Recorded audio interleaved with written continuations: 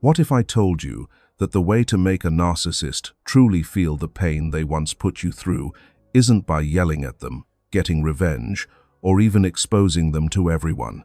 Would you believe it? Carl Jung once said, "Until you make the unconscious conscious, it will direct your life, and you will call it fate." This has never been truer than when we look into the mind of a narcissist, because what they fear most isn't your anger or resistance, it's your complete absence. Their entire existence is built on a fragile facade, a carefully crafted image to conceal the emptiness within. They survive by draining your energy, copying your personality, and dumping all their rejected parts onto you. When you walk away, not halfway, but completely, you force them to face the void they've spent their entire life running from. Today, we'll break down exactly how you can do this, how taking back your power can shatter their false mask and leave them face to face with their own emptiness. Stay until the end, because you'll discover why your absence is the most powerful thing you can do, and, through Jung's insights, why their collapse becomes inevitable once you leave. Part 1. The truth they never want to hear. Here's something most people in relationships with narcissists don't realize. What hurts them most isn't when you expose them or fight back. It's when you completely disappear. Your absolute absence is their worst nightmare. Jung said that we all wear masks to be accepted by society, but that mask isn't who we really are. For a narcissist, though, the mask isn't just a role, it's their entire existence. They wear this dazzling armor, this carefully built image, to hide the terrifying emptiness underneath. And it's only when you vanish that this mask starts to crack. Think about it. Throughout your relationship, they survived by feeding off your energy.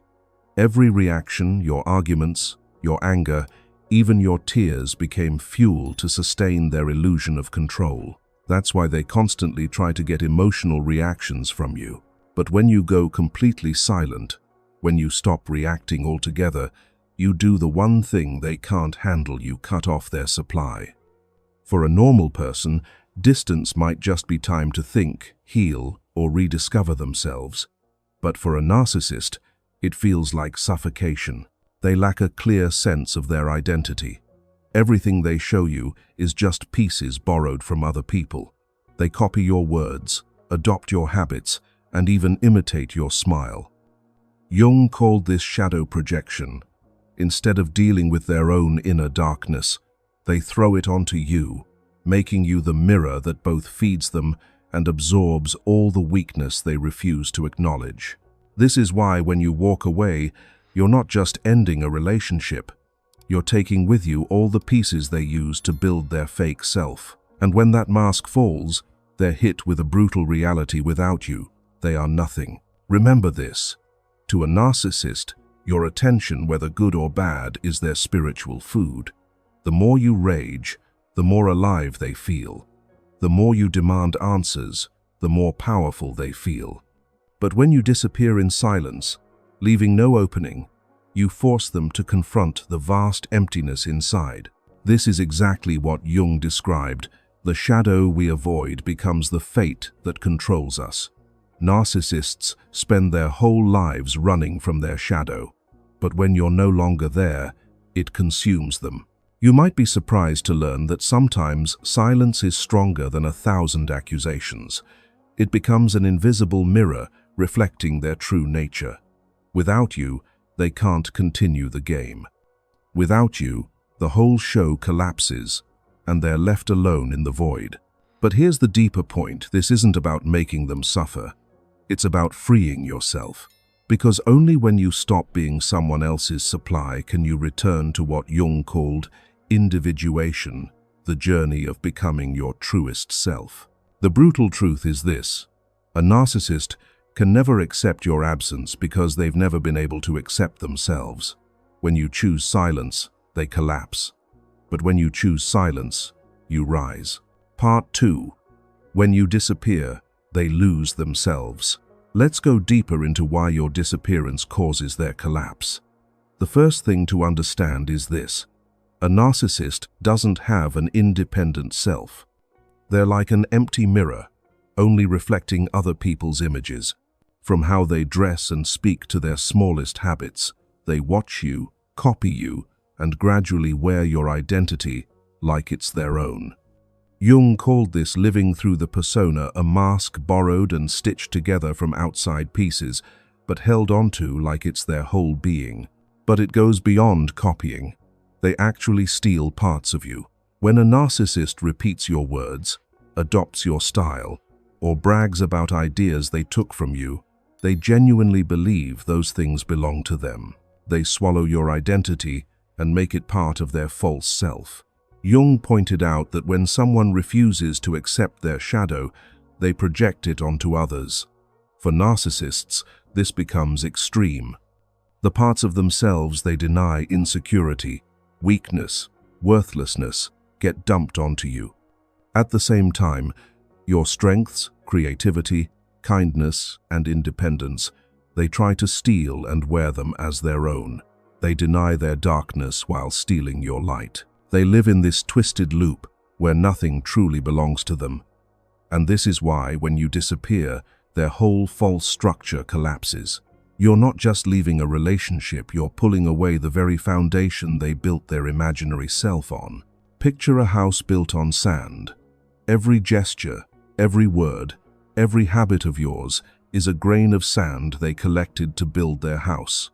When you leave, when you take those grains away, the house crumbles instantly.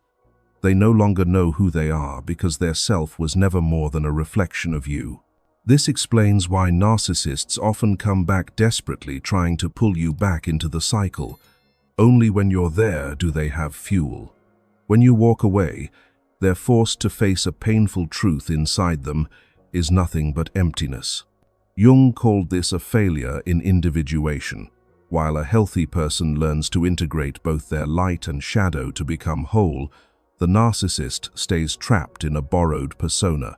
They never dared to face their shadow, so they never discovered their true self.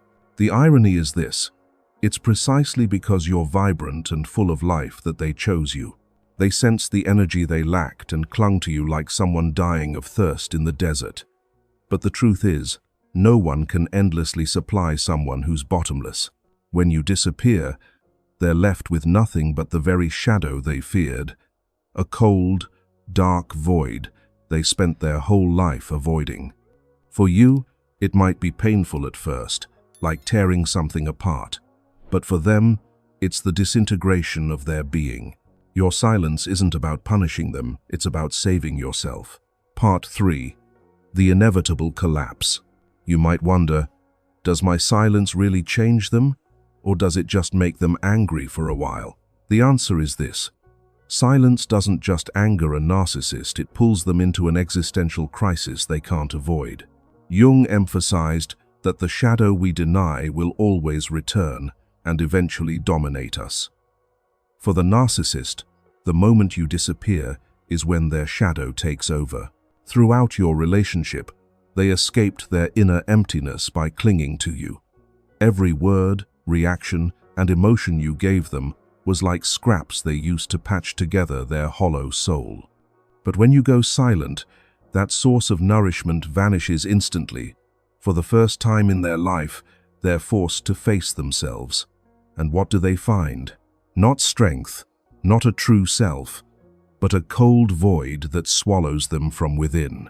A healthy person can handle loneliness because they have a real sense of self, built through experiences, values, and integrating both light and shadow. But the narcissist never had that. Their entire existence is just the persona, a mask made to impress, manipulate, and survive. When there's no one left to reflect it, the mask falls away. This is the moment of collapse. Not because you punished them, but because your absence stripped away their only oxygen supply. You no longer argue, plead, or react, which means you're no longer the audience for their show. And for someone who can only exist on stage, losing the audience means the play ends. How does this collapse usually look? Some panic and desperately reach out, begging or even threatening. Some fall into silence and lose control, like a lost child who doesn't know who they are anymore. Some rush to find a new supply, but the more they run, the deeper they sink into emptiness. The forms are different, but the essence is the same. They collapse because they can't handle your silence. Here's the paradox you need to remember. As long as you argue, rage, or torment yourself, you're still giving them existence.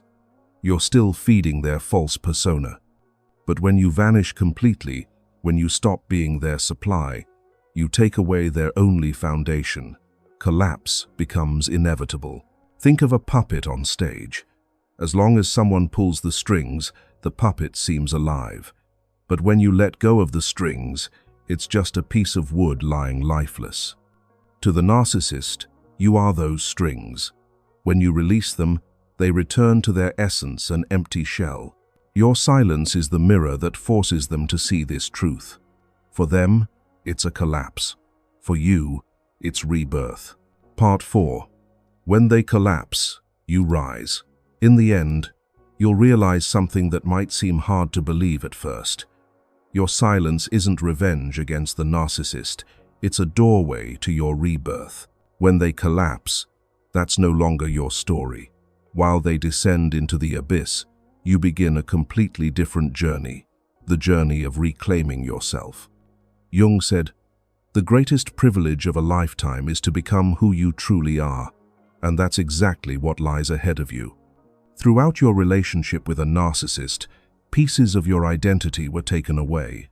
Your interests, habits, and the way you valued yourself all were twisted, possessed, or made to feel not enough. But when you leave, those pieces start coming back. For the first time in years, you can ask yourself, what truly belongs to me? Who am I beyond being someone else's supply? These questions might feel scary and confusing, but they're signs that you're stepping into individuation, what Jung described as the heart of true psychological growth. On this path, you learn to embrace both your light and darkness. You no longer have to play healer for someone who never wanted to heal. You no longer have to suppress your anger or pain just to keep the peace. Instead, you allow yourself to be authentic in joy, in sorrow, in vulnerability, and in the hidden strength you never fully tapped into. This is when you realize that silence doesn't just strip the narcissist of their supply, it gives you back your power. The power to choose your own path freely. The power to redefine what you love without their control or copying. The power to stand in your own light instead of being reduced to someone else's shadow. The miracle is this: every small step you take to reclaim yourself is another collapse for them. When you change your music taste, read new books, rearrange your living space, or pursue a dream they once mocked, you send an invisible message: I am no longer yours, I belong to myself. They lose when you're silent. You're reborn through that silence. These are two entirely separate paths. They spiral deeper into emptiness while you step into the light of a new life. Most importantly, you don't need to witness their collapse to feel healed. You don't need to know how much they suffer because your journey is no longer tied to theirs. The truth is, only when you stop obsessing over their downfall do you become truly free. Jung said, "One doesn't become enlightened by imagining figures of light, but by making the darkness conscious." By choosing silence, you faced your own inner darkness, the fear of loneliness, of loss, of not being enough. You overcame the illusion that you had to stay and save them, and that's what makes you whole. Their collapse isn't your victory. Your true victory is your rising. You win not because they lose, but because you stepped out of the toxic game of power. You win because you dared to reclaim yourself. Conclusion: your silence, your liberation. We've uncovered a profound paradox. What causes the narcissist the greatest pain is the very thing that grants you the greatest freedom. Your absence is their nightmare, but it's your doorway to liberation. When you withdraw, they face the collapse of their false persona, but you begin the journey back to your authentic self. Jung said, "The greatest privilege of a lifetime is to become who you truly are. And silence is the first step in reclaiming that privilege. Silence doesn't mean weakness or defeat. Silence here is a deliberate choice, a declaration. I am no longer someone else's supply. I belong to myself. With each day apart from them, you gradually reclaim small pieces of yourself, a habit you once loved, a passion that was mocked, a dream you once abandoned. This isn't just recovery, it's rebirth. While they collapse into emptiness, you step into the light. While they lose their borrowed self piece by piece, you rediscover your whole identity. Silence becomes a boundary carved in stone on one side, their downfall, on the other, your growth and peace. Remember, true victory doesn't lie in watching them suffer. True victory is found when you stand strong, when you heal, and when the old psychological games no longer bind you. That's when you don't just survive, you begin to live a life where you are the center, not someone else's shadow. When you rise, the darkness loses its power, and that marks the beginning of an entirely new chapter in your life.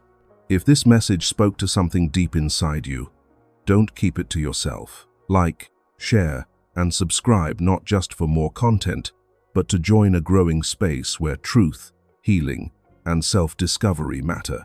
This is Psyche Thera, and your journey is just beginning.